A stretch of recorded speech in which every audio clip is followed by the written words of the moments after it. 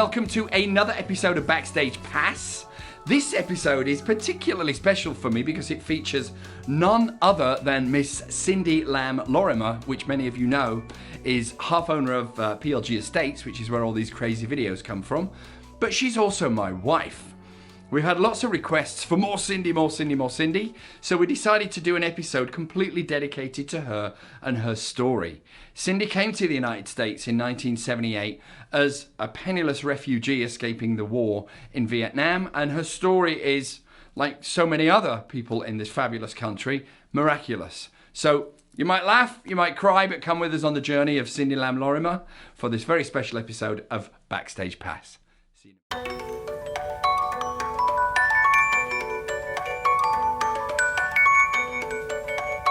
I kind of want to go back to the beginning, to how you came to the United States, where you came from, your journey. So can you tell everybody out there, how did you arrive in Los Angeles? Okay. I came here in 1978. Don't do the math. When I was 5. And then I was a boat person from Vietnam. So just to you skip over that, you were a refugee Vietnamese boat person that was escaping the war in Vietnam, correct? Correct. I mean, the war ended several years prior to that. And then we got on a boat. So basically my mom brought all 4 of us kids, myself and my 3 siblings, by herself, along with, her sisters and her brother and their family, and got a ticket on, it's kind of emotional talking about it. Of course. So got us all tickets on a boat. There was 1,000 people on the boat, and the boat could only carry 500 people, so we were double the maximum limit. So then when we stopped, I think at a port in Thailand, the Coast Guards had to send all 500, literally half of the people on the boat, back to Vietnam with nothing. If I am correct, they had left everything behind in Saigon to escape the North Vietnamese coming down and taking over, and they just left everything behind. And then when they got to Thailand, it was discovered that the papers weren't in order and they had to go back. Correct. Wow. And then we ended up in Malaysia, which is a refugee camp there, and stayed there for a year. So I was only 5 at the time, and then... So skipping through, obviously, a very grueling and intense couple of years when you were 5 and 6 and probably early 7, where did you land when you got to the United States? We first arrived in San Diego, but it didn't mesh with us. So then my mom had some friends in Hawthorne in the South Bay area, so then that's where we moved to. My mom, bless her soul, literally came here with nothing, with not even $1 in her pocket. So we're, you're true immigrants who survived and made a living. And, my mom was a single mother and took care of all of us.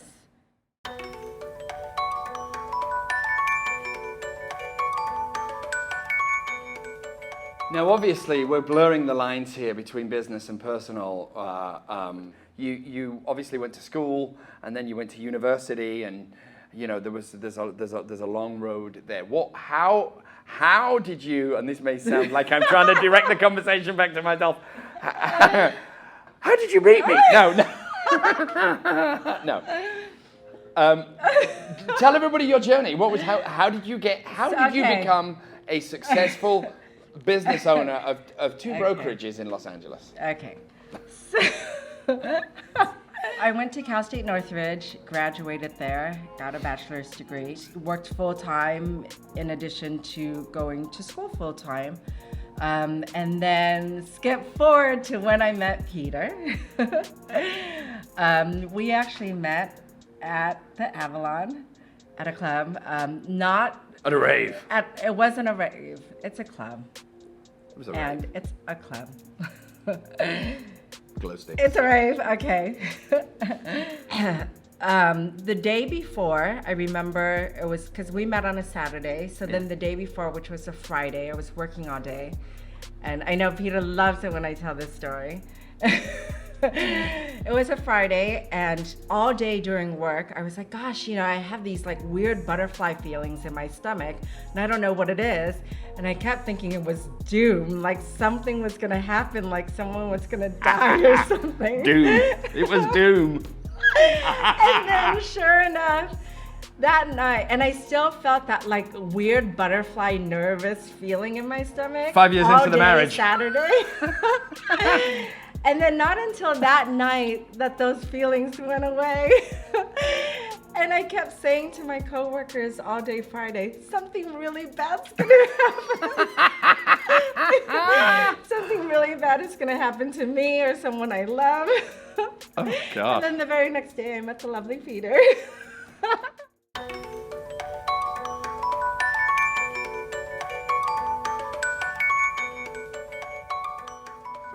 I am going to jump in here for a second because this is important. Cindy, as I mentioned earlier, is a tour de force, right?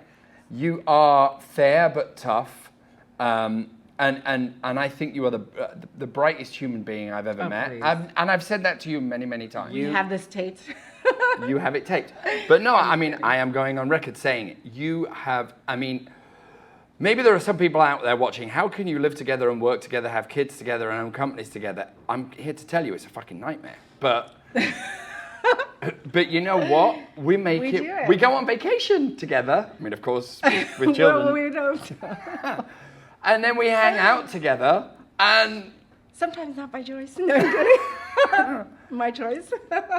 There were definitely challenges as far as, in 2008, 2009, when the market crashed, we're like, oh my gosh, we're here doing short sales and this and that. And, but I think as far as, in my opinion, I just kind of went with the flow and did what we had to do to survive and did what we had to do to, move ahead.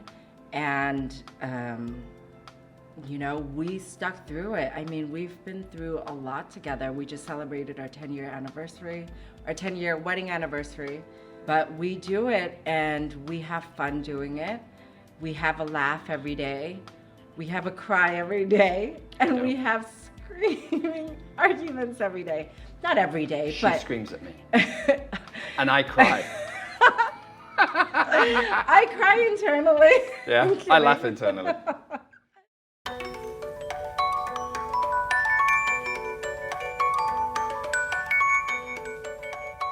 So, you are someone I do look up to, right? I do look up to, because you're my wife, so I profoundly respect you for that, and the mother of our children.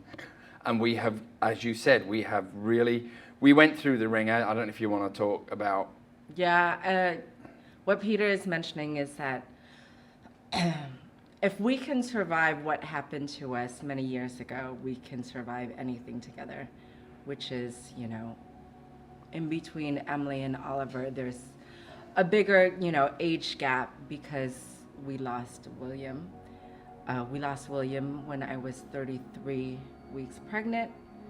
So Full baby. He was a full baby. it was a stillbirth, and he was born 6 pounds, and we went through the darkest of times together.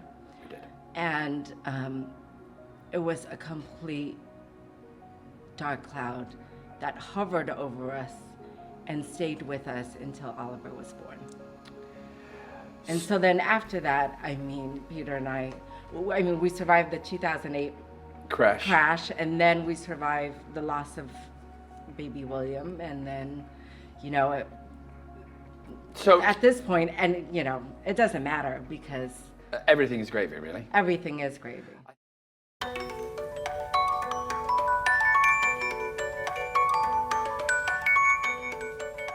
Now, there's one thing I haven't mentioned on camera, which I want to mention on camera. You are profoundly sizzling hot, right? Which, in LA, I think can actually hurt a woman when she's trying to forge a career. Because people look at a beautiful woman and think, well, she can't possibly have brains and beauty. You know, this society's not quite, maybe in 100 years from now, that won't be the case. So to people out there who are like you, who maybe, pretty or not is irrelevant, but just to the women out there that want to forge a career just like you have done, do you have some advice? I say stick with what you believe in. Stay true to yourself, because you're going to get knocked down many times, and you just got to get yourself up and keep marching forward. And, you know, something my mom always said to me when anytime I had a rough period in my life, she would say, what is meant to be yours, Cindy, will always be yours. And what's not meant to be yours, no matter how hard you try, will never be yours. And that has stuck with me in pretty much everything, every aspect in my life. So that means I'm meant to be yours. You're meant to be mine. No matter how much I try to get rid of you, you're still here. I guess, you know, one last thing. Do you want to have anything else you want to say? The one last thing I want to say is, and I mean this very, very sincerely, Why? is I love you more every day. Thank you. That's enough. I love you too. It's okay. I do that because I know exactly what he's expecting to hear and wants to hear. We're on camera. We're on camera right now. Well, you can edit. Okay. I love you more every day, and I have learned more from you than I've learned from any human being in my life. And I truly feel blessed, and you are the best thing that ever happened to me. Thank you. I love you too. You don't need to say it. It's okay. I feel it on the inside.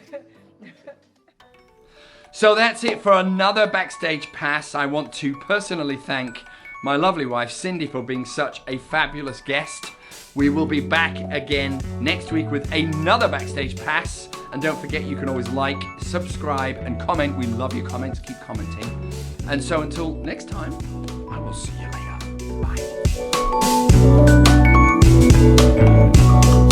Bye.